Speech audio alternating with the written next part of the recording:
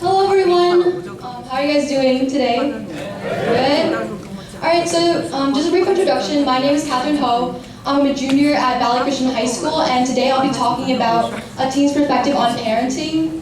So just one thing, I would really appreciate it if none of you audio tape or videotape my presentation, with the exception of my mom and the other person back there, but everybody else, I really don't want this released into the public, so I would really wish that you would respect that. And so today I'll be talking about a teen's perspective on parenting, and I just want to share my opinion about what I think is the good and the bad about Asian parenting in the 21st century. And so I'm just going to share my opinion on that, and I understand that a lot of people have very different viewpoints, and so I don't want to try to seem as if I'm trying to enforce this opinion on you, but it's more like I'm just trying to share my own opinion to see maybe if you can take some suggestions on it.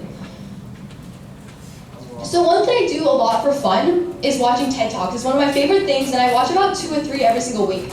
And my favorite TED Talk is one by Dan Pink, and in this TED Talk, he describes a particular problem. It's called the candle problem. How many of you have heard about the candle problem before? One person. Okay. So what is the candle problem? The candle problem is this. If you can't see this picture, here is a desk, and on top of this desk, there are 3 things. There is a candle, a box of thumbtacks, and a matches. And so this riddle is, how can you try to get the candle suspended from the desk so that it doesn't, so you can put the candle up here on the wall. How do you make it stick so that it doesn't fall back down onto the desk?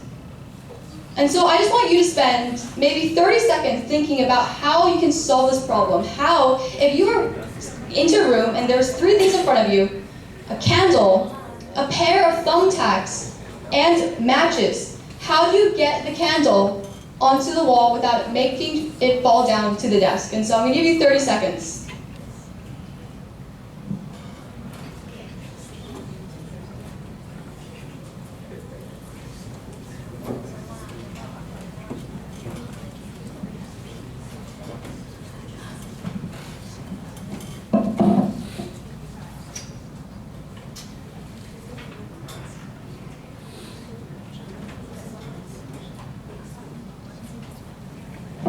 Okay, does anybody think they have the solution to this problem? Yeah.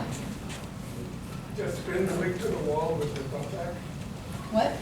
Pin the wick to the wall with the thumbtack. Pin the wick to the wall with the thumbtack? Oh, so his suggestion was to tape the candle, stick the candle onto the wall by using thumbtacks. So this is the incorrect solution. Pretend the candle is super duper heavy and it's super super fat, and so you can't really stick the thing onto the wall, and that's not the correct solution. The wick. Oh, the wick. No, that doesn't work either because it's too fragile. The candle's so heavy that it'll fall down. It'll break the wick in half. No, but the bottom is on the table, right? Oh no, you have to suspend it. You just want to keep it from falling away. It's fine. I don't think that works. Yeah? Melt the candle so it becomes wax, and then stick that onto the wall. Okay, so her solution was to melt the candle with the match, and so that tried to create some adhesion to the wall. That also doesn't work. Let's just assume this candle's super duper heavy, and and there's just no way for us to stick it. It doesn't adhere very well. Does anybody have any other suggestions? Use the one hole, stick on the wall, and put on. He got the correct solution. Yes, that is the correct solution. So he got it. This is what the solution looks like. So instead of seeing the box of thumbtacks as a box just to carry the thumbtacks, you see it as another thing that you can use.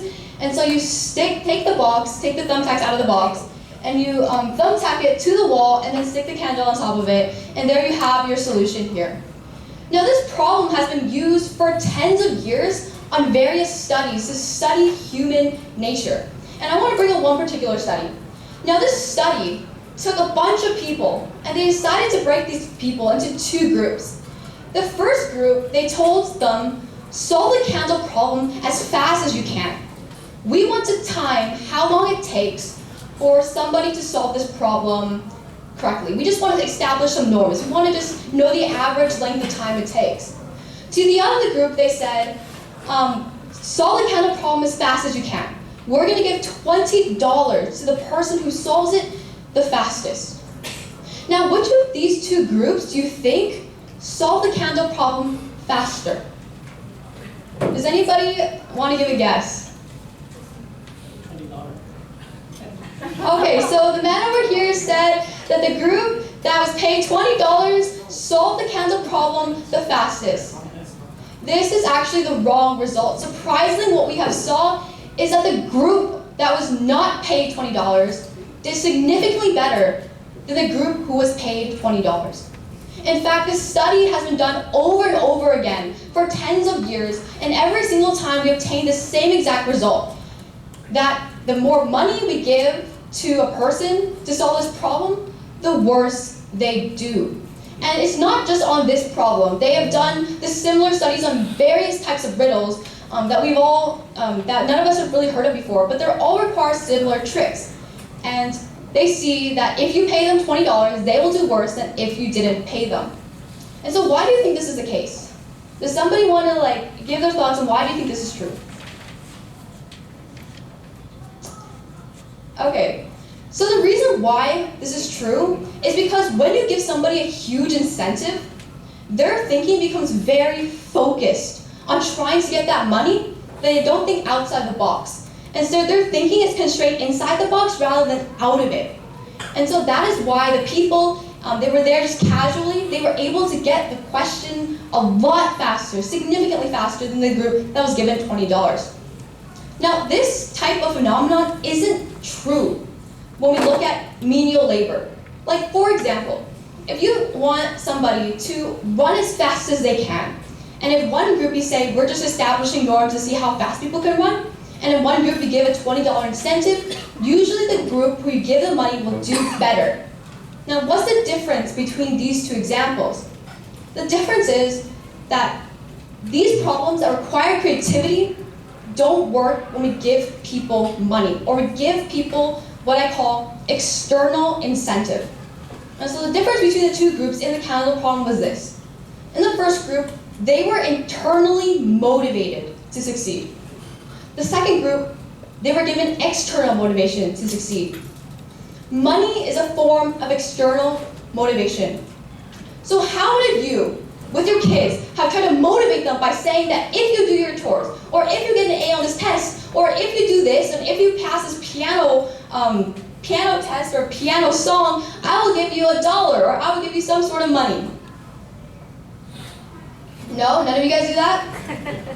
Or what's about the traditional thinking that if you get good grades, and if you get good grades, then you'll get good grades in high school, then you get into a good college, and then you're going to get into a good grad school, and then you're going to get a good job, and then you're going to get money and have a stable lifestyle. That is external thinking that really doesn't work according to research. And this has been done over and over again to prove that this is correct. And so what we can see is that we need to try to internally motivate our kids rather than externally motivating them. So you might be wondering, how do I internally motivate my children? How do I make it so that I can motivate them without having external incentives? Does anybody have any ideas on how you can internally motivate your kids rather than externally motivate your kids?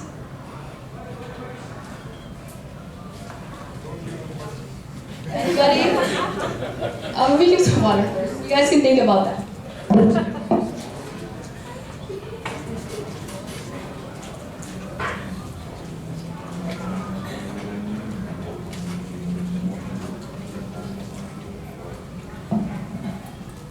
Okay, so one suggestion that I have, and this works especially for very, very young kids, one way to internally motivate kids is to simply let them have more free time.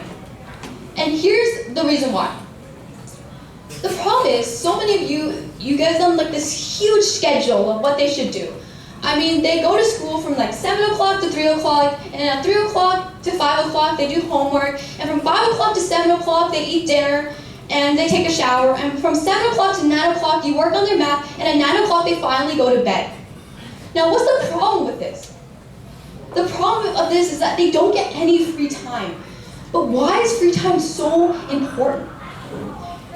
The things that your children do during free time really shows what internally motivates them. What they would do no matter what somebody else tells them to. This is what free time is. And so if your kids spend free time playing video games, maybe it shows you that their internal motivation is problem solving. Maybe intrinsically inside their DNA, they just want to solve problems. Or maybe inside their DNA, they are just super competitive and they always like to win. And maybe if they spend their time reading books, for example, maybe that really shows that your kids really want to learn other people and they really want to understand different perspectives about human life. And so what we can see is that what these children do during their free time really demonstrates what internally motivates them. And then if we can tap on to what internally motivates them, they can be successful rather than trying to incentivize them with either through fear. That's another bad external motivation, like if you don't do well, I'm going to disown you kind of thing, or external motivation through money. So we can see that those two ways don't really work as well as internal motivation.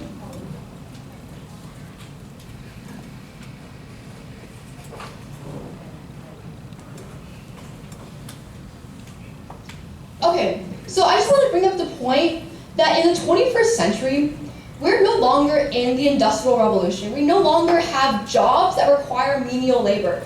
The definition of success now is literally creativity and innovation. We define people as successful as Mark Zuckerberg or Steve Jobs. They're the ones who are successful in our world today because they have creativity and innovation, because what drives them is internal motivation rather than external. So I just really want to point that out because this model of going to college, getting good grades, may have worked 20, 30 years ago. But now when automation is taking over so many jobs, even doctors' jobs, then we need to see that we need to really inspire our kids to be creative and innovative. I mean, now there are machines that can do surgery. There are machines that can program other machines. It's literally a world of automation, so we should really focus on creativity and innovation, and that comes through internal motivation.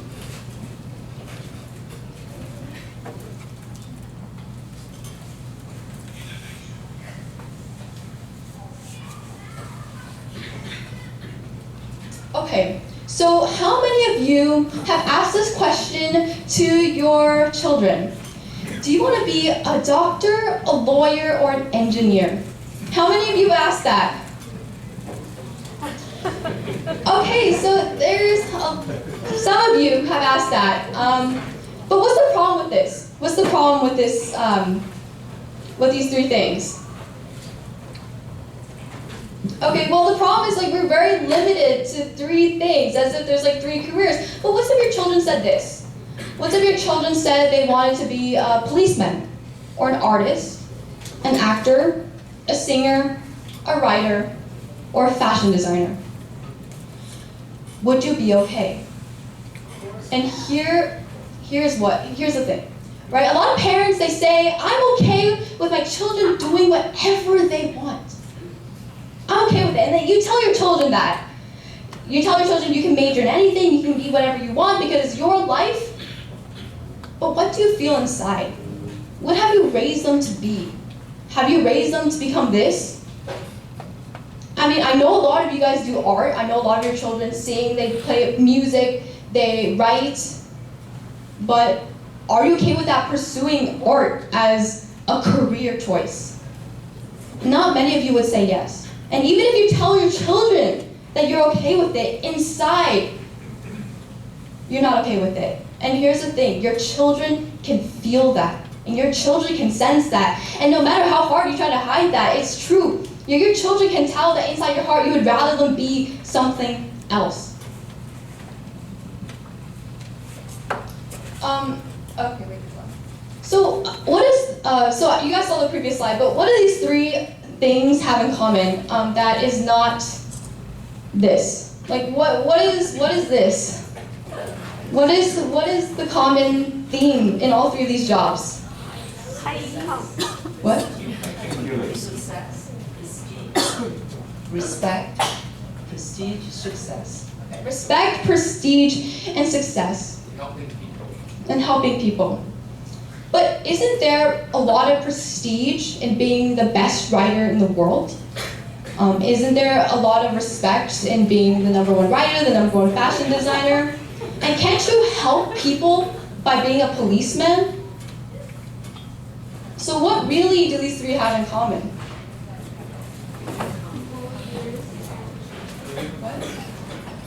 In education, in doctor, in school for at least 10 years, right?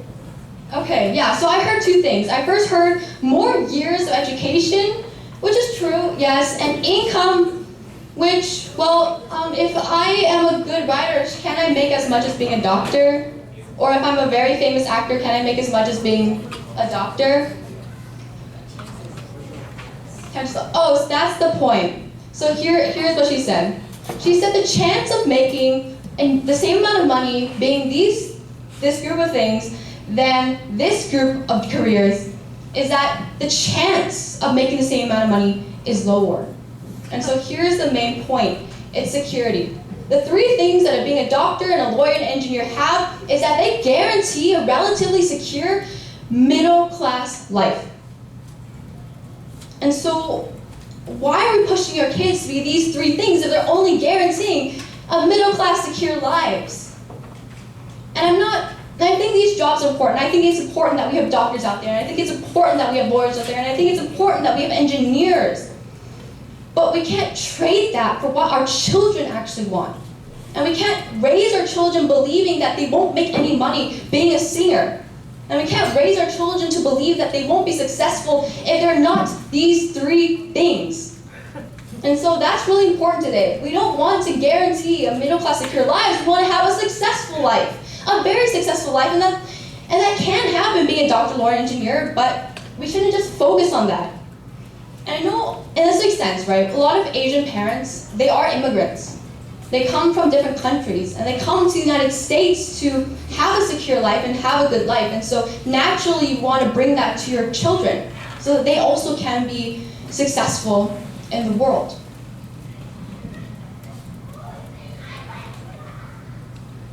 Okay, and so I just want to bring your attention to this chart. How many of you have seen this chart before? It's a famous chart. Okay, so one person. So this chart was kind of developed sort of by Robert Kiyosaki. He's an entrepreneur and a multimillionaire. He's also an author.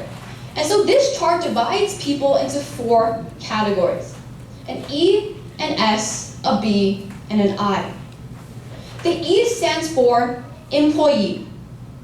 The S stands for self-employed, solo, secure.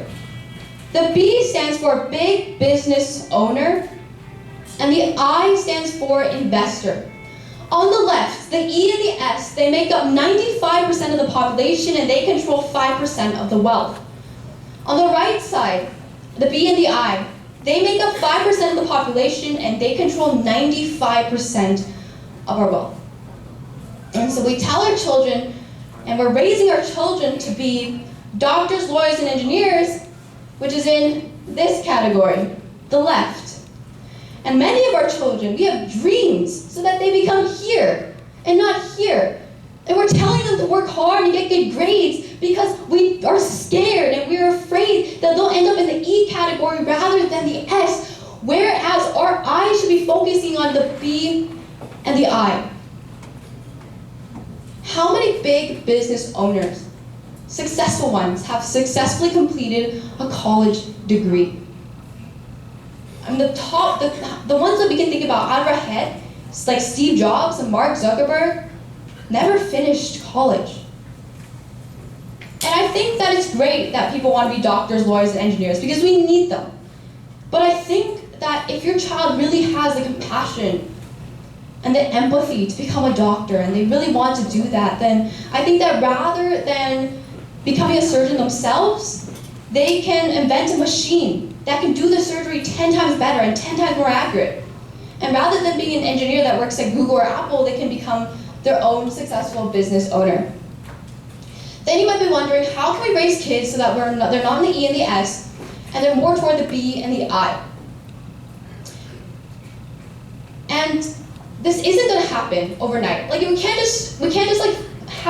can't do this. We can't raise our kids to be B's and I's if we stack their schedule from morning to end. If we tell them from 7 to 3, they go to school, and from 3 to 5, they do homework, and from 5 to 7, they take a shower and they eat, and from 7 to 9, they do math, and then they go to bed. That isn't going to happen, and here's why. It's because when we pack up their schedule like this, they don't know what they want to do anymore. They don't know what motivates them. And worse, they don't know who they are inside. They don't know what they want, and they don't know what the identity is if we keep telling them what to do every single second of our lives. And what major quality do the B's and I's have? They know who they are. And that is one important thing that the B's and the I's have that the E's and the S's don't. They know what they want, they have the passion, and they have the skills to succeed, and they own their own lives. And so that's extremely important today. And so I have a couple of tips on how to move from the E's and the S's to the B's and to the I's. And one thing is EQ over IQ. And I know all of you guys know that. Like, I know you guys know that EQ is more important than IQ. Yet I feel like Asian parents now these days, they don't put that into practice. Like, instead of going out and hanging out with their friends, people study for math, and they want to make Amy and USACO, and they want to make the math team. And they spend so long just training on math, when you know that EQ is so much more important. In case you don't know what EQ is an emotional quotient. It means that you are able to control your emotions, and you're able to identify the emotions of other people, and you know how to respond to that. And so EQ is really important. That only comes when you're interacting with other people a lot. And I think most importantly, is to experience life. And I mean experience life a lot more than they actually do, because I know your kids experience life, but I mean significantly more. And so I don't mean like experience life by working, playing tennis, or working, or any of that, or getting good grades. I mean experiencing life, which means a lot of things. And I think that it's really important because of 3 reasons. First, when children get to experience life, they get to experience failure. And so here's the thing about Asian parents now these days, or like these tiger parents. They like take all these obstacles out of the children's way. So instead of the children doing the laundry, they will do the laundry for them so that they can spend more time doing homework and study for that test. And they remove all these boundaries for them. And for example, if they're getting a B in a class, they're going to hire a tutor to make sure that their B turns into an A. How many of you guys have done that? How many of you guys have hired a tutor for your children so that they can have better grades in their classes? Yeah, some of you, right? And that's all part of not trying to let your kids fail. You guys are so scared of failure that you're trying to do everything your way to prevent them from failing. And so that's one thing that we should stop doing. Let them experience life, let them experience failure so they know how to succeed because of that. So that they can, because what's better? Is it learning something when you're young or learning something when you're old and discovering too late? It's always better to start early. Another thing why experiencing life is so important is that they believe in themselves more. I have a lot of friends who, their parents will pack up their whole schedule for them. They'll tell them what to do, and at the end of the day, when they are successful, they don't believe it's because of them. They always know that somebody else was there to help them. And so we need to make sure that if we can just step back a little bit, let them experience life of their own. And then when they achieve success, they know it was because of their own worth. And that helps develop self-efficacy and the confidence really needed to develop the B's and the I's. And so that's all I had for today. I was wondering if any of you have any questions. Yeah, thank you.